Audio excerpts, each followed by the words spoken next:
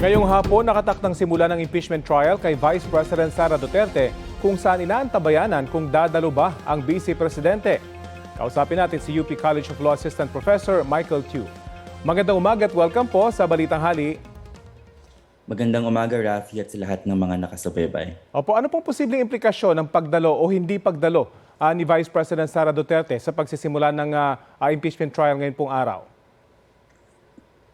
Legal na mga issues magkakaroon ng implikasyon kung halimbawa ay siya ay tumistigo or hindi tumistigo kasi may mga issue na siya ang makakapagpaliwanag, no? Pero on the other side, sa mga non-legal issues, may malaking impact yung kanyang hindi pagdalo bukod doon sa imahe na ibibigay noon sa taong bayan, which is kung ikaw ay inaakusahan ng seryosong mga aligasyon na ito ay show confidence na aharapin mo yung mga issue na iyan nang hindi ka nagtatago, and as the second highest official in the executive sends a message to the public, no? So ang hindi pagdalo ay isang signal also na kung gaano ba niya siniseryoso ang proseso na ito. Ba't to kaya hindi nire-require ng batas na dumalo ang isang akusado sa isang impeachment trial tulad nito?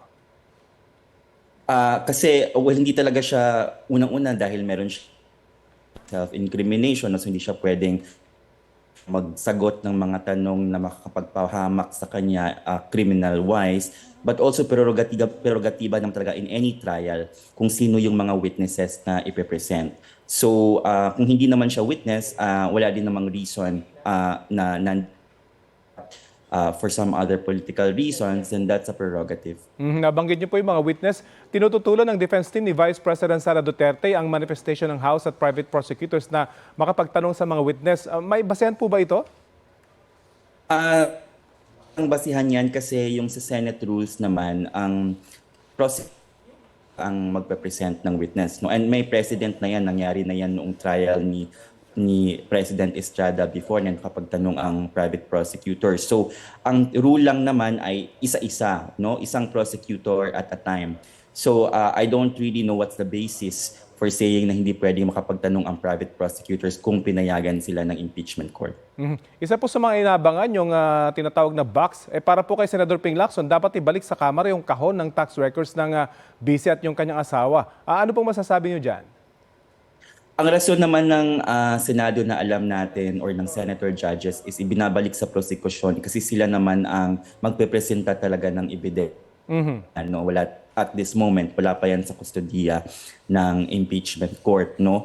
And I think the reason is also kasi meron tayong panuntunan or alintuntunin sa Internal Revenue Code natin na ang kahit public records ang ITR na nalalaman ng boxes na yan, presumably, ay kailangan i-allow ng Pangulo ang inspection na iyan. So I think I understand what the Senate is doing, pero kapag in-erase ng prosecution ang ebidensya na iyan, no, ay sinubmit nila at magkakaroon ng question kung admissible ba, I think kailangan pa rin i-resolve ng Senado yan bilang isang legal na issue kung maaari bang buksan. So, kahit na ibalik pa siya sa prosecution, babalik din sa Senado ang issue na iyan. Ano pong posibleng senaryo kung sakaling biglang magbitiw naman sa pwesto si Vice President Sara Duterte sa kalagitnaan itong ginagawang trial? So, ang trial ay titigil kasi ang impeachment trial ay tanggalin, no? Yun ang penalty, tanggalin sa pwesto yung nasasaktal. So kapag wala na siya sa pwesto dahil nag-resign, wala na ding punto ang paglilitis. At the end of the day, numbers game po ang impeachment trial. Sa kasalukuyang composition at bilang ng senator judges, ano pong nakikita nyo direksyon ng impeachment trial kay Vice President Sara Duterte? Sa akin, I think mayroon pa rin namang mga bukas ang isip sa mga senator judges na yan, no? And so, as soon as makita nila yung ebidensya, lalong-lalo na kung na-explain ng mga witnesses ang ebidensya ng mga dokumento na iyan, ay dapat yun ang kanilang basihan sa pag-convict or pag-acquit sa Vice President, no? Pero of course, nakikita natin na may impluensya pa rin ng politika. So kung sino man ang mag-o-object tulad ng halimbawa pagbukas ng PIR box na yan, no, or tax records box na yan, makikita natin siguro meron pa rin along political lines na mag-o-object or mag-a-allow ng pagbukas ng box na yan.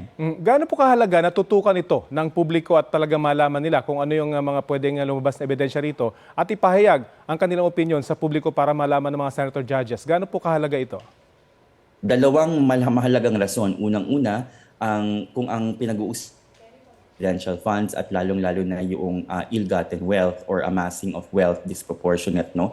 Pera ng taong bayan ang pinag-uusapan natin dito. Kaltas sa mga taxes na pinaghihirapan mula sa income ng ating taong bayan. So interesado dapat sila kung anong nangyayari sa perang iyan, lalong-lalo na kung pasweldo siya sa public official. At pangalawa, kung may kakayahan pa ba or fit pa ba yung public official niya na manatili sa pwesto kasi alalahanin natin mga pinakamatataas na opisyal ang impeachable officers at sila ang nagdedesisyon ng mga polisiya na nagpapairal or pinapairal sa ating bansa. So dapat busisiin natin kung nararapat pa ba silang nasa pwesto. Pero may epekto ho ba ang opinion ng publiko para sa mga senator judges?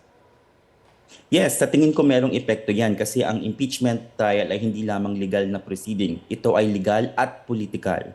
At kasama din sa political na aspeto niyan. Kaya nga senator judges ang nilagay dyan kasi kahit dapat independent at impartial sila, ramdam nila yung pulso. Kasi kung ang ground ay betrayal of public trust, so nasa vantage point, nasa perspektibo dapat ng mga na-betray ng publiko kung ano yung dapat ay nagra-rise to the level of that ground.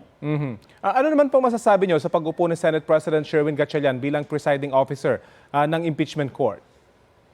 Sa akin ay dahil siya naman ng Senate President, no? But also I think so far na nakikita natin si Senate President Gatchalian ay nag-aaral, fair at talagang binubusisi ang mga issue. So I think confident naman ako na ma-manage niya yung trial effectively.